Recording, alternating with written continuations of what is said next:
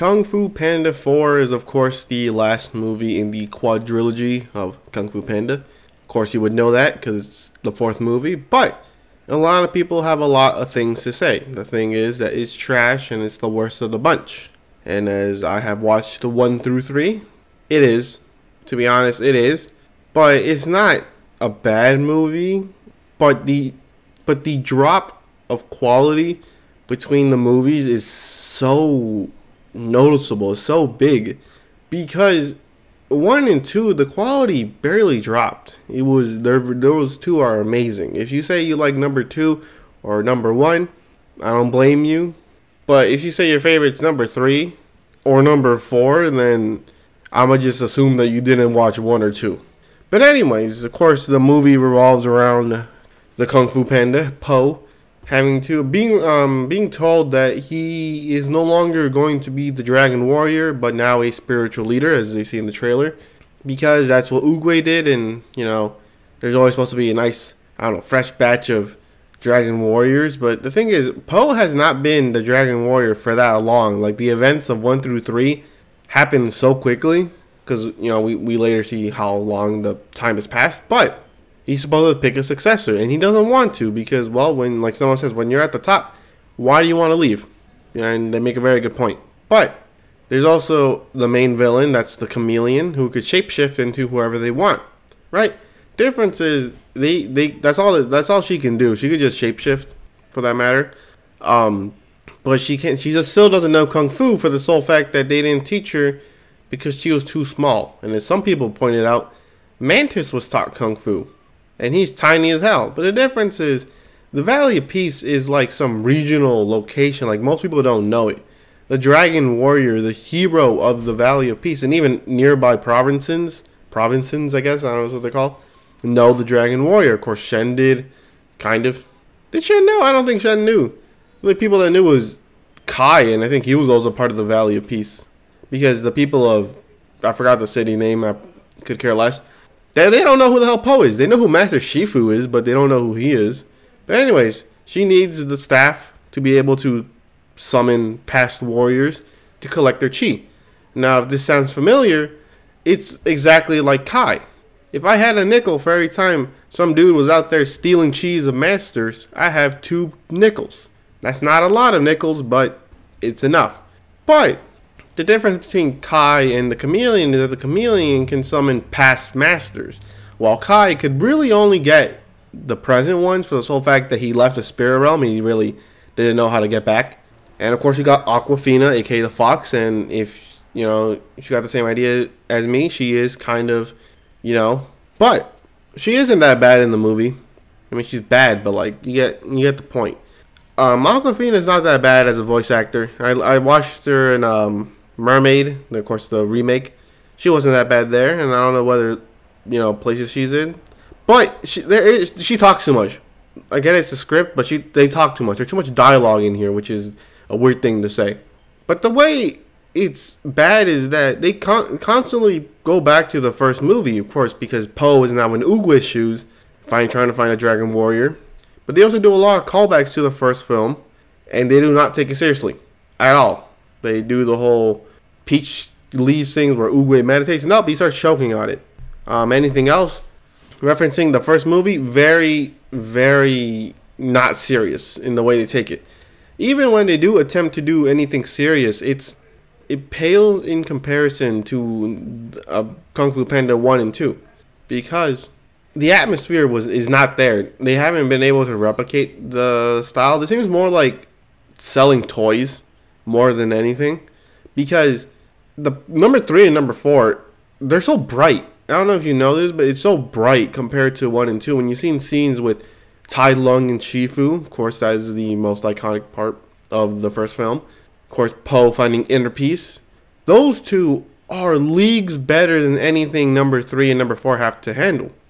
And of course, it's also the thing of Tai Lung, because after Po defeats the chameleon using Aquafina's help, and she becomes a new Dragon Warrior, or at least trains to become the new Dragon Warrior, and people didn't like it, because she was a nobody that came out of nowhere that somehow is able to compare to Po.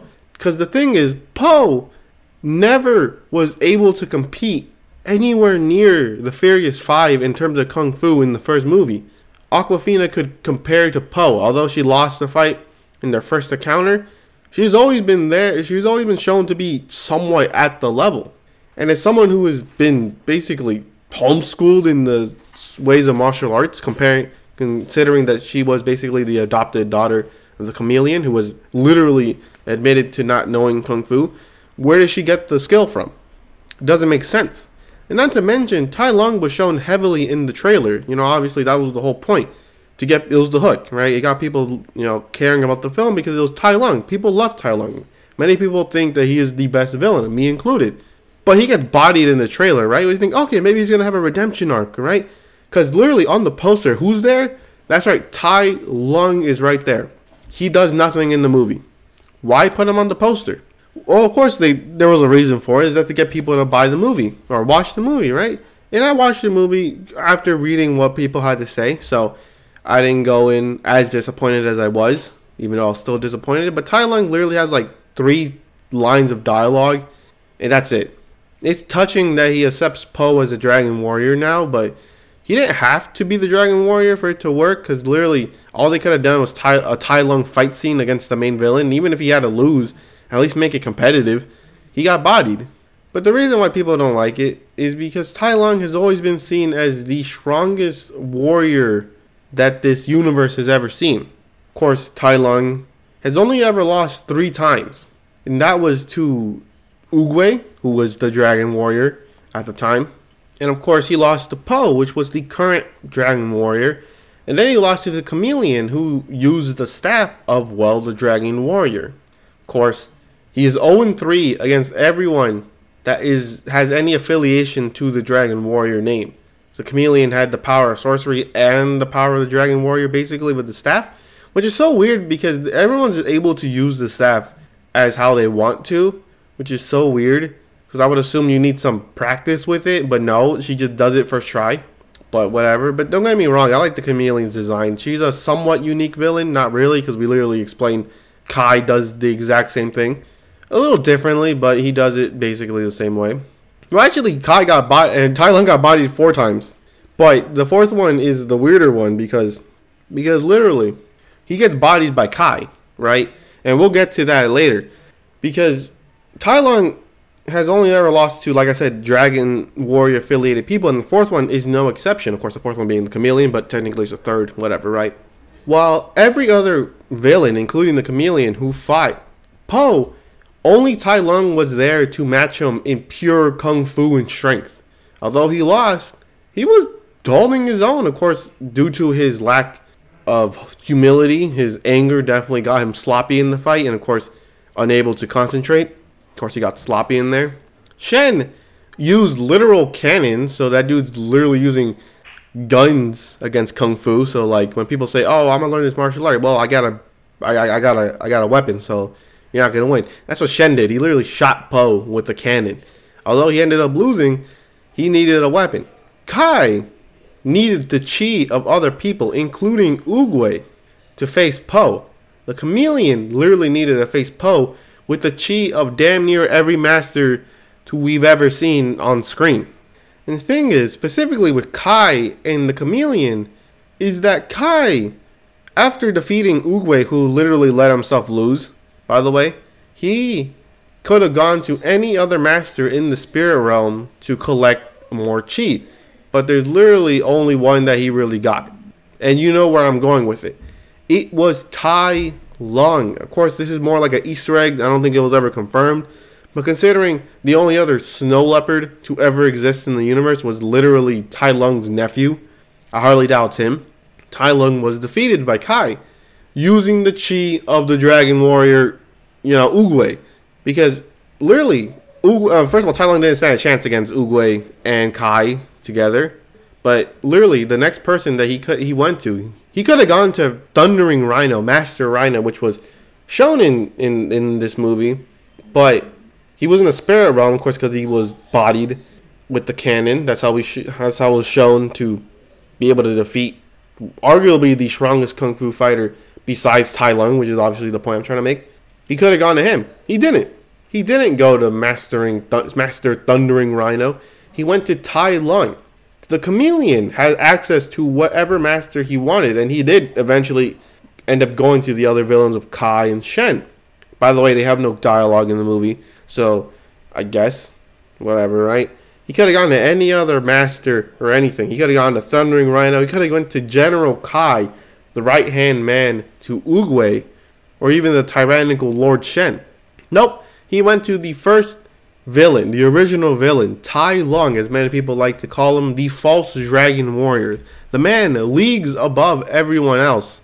That he's 0-4.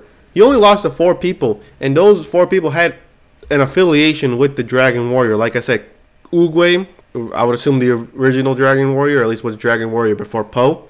Number 2 was Po, the literal dragon warrior. He lost to Kai, which had the chi of Oogway, the literal dragon warrior, and the chameleon who used the staff of, well, the dragon warrior. To have someone that powerful who could use in a redemption arc, because the literal thing was his tragic backstory. That's what made him compelling. Someone who was not forced to, but filled with thoughts of becoming the dragon warrior, only for it to be shattered, is tragic. You know, you work your life for something just for it to be taken away, or you never had a chance for it in the first place. So why waste my life doing something I was never going to achieve? And of course, some people have theories about the snow leopards and how Lord Shen was going to make them extinct as well, because they're like, oh, the snow leopard were also black and white, because the prophecy said a warrior in black and white. They didn't specifically say pandas. So they said, oh, that's why they dropped them off at Master Shifu's place, because, well, you know, they were killing snow leopards. So it was the exact same origin story as Po. But no, they go for the other orphan who was adopted by thieves, who somehow managed to teach herself in the way of kung fu to the point of Po's level, which you may say, oh, maybe she's a prodigy. That's literally Tai Lung, and he needed to be trained. You can't be doing that. I'm not saying you can't be doing that stuff, but like you swindled a lot of people of their money. People wanted Tai Lung to be the Dragon Warrior. He didn't have to be. You didn't have to make him a Dragon Warrior, but he made the most logical sense. Why bring him back? Making him seem he was going to be this big character, adding him to the poster, just for him to get bodied, and that's literally the only scene we ever see of him, except when he's in a cage. That makes no sense at all. They gave it to some nobody who just came out of nowhere. Would you say, oh, it's the exact same thing as Po? The difference is they ruined it with Kung Fu Panda 3 when it turns out the pandas have a weird affiliation with Chi, which Oogway learned from them. So, of course, when he saw the panda, who most people thought were extinct, he would have chosen him anyways, which is weird because Po lived in the Valley of Peace for quite some time. So, like, weird no one asked any questions, but I get it. It was like a movie after that, you know, the whole extinction of pandas, so they probably didn't think that far. But for the most part, when you see an animal who you presume extinct, which is literally what the snow leopard was, by the way, I would assume, because mostly theory, so take it with a grain of salt. You would pick the panda, right? But the fox is a dime a dozen over there. She really has nothing. Of course, she has something special because she's able to match warriors through homeschooling. But, you know, if you just ignore a lot of that, it is an enjoyable film for the sole fact that it's not funny. It's not like, oh, I'm laughing out loud. There are, like, certain scenes, but, like, it is a fun movie. The difference is the best character is, in fact, not Po. It's not Aquafina. It's not even the chameleon. It's Ping and Lee. That's right, the fathers of Po. Their dynamic, I like a lot. They do it well. That's the one thing that really didn't drop in quality from Kung Fu Panda 3. And the new character, which only appears for like 3 different scenes, and he's somehow better than Po, and that's the stork. And he's interesting because the stork is the mom. You're saying, oh, where's the kid? It's the fish inside her mouth, who the fish constantly drinks. It's basically like a mech, where the fish basically controls the stork, kind of. And he's funny. He's funny. He only appears in like 3 scenes, and he's one of the best people in the movie, bro. And the thing is, it did seem like a seamless cash grab, and just seemed like they needed to wrap up the story, even though Kung Fu Panda 3 looked like it could have done it. 2 also could have done it as well. Not really 1, because you were like, I mean, all of them could have been the end to the story. Kung Fu Panda 1, 2, 3, they all could have been the end. Of course, 4 also is as well, but like 3 makes the most sense. But, you know, whatever. But if I were to give it a rating, it would be like a 5 out of 10. It's enjoyable, but I wouldn't pick it for this year's movie. I think it's arguably the worst one that I watched this year. But, you know, some people may like it. It is a fun movie. Kids will like it. But you look too into it, you're going to find a lot of problems. But anyways, hope you enjoy this movie review. A lot of people have said it, but hopefully I gave you a different perspective. If not, link me the video. Show me the video that tells the exact same points. I kind of want to see it. But anyways, like I said, hope you enjoy this video, and I'll catch you in the next one.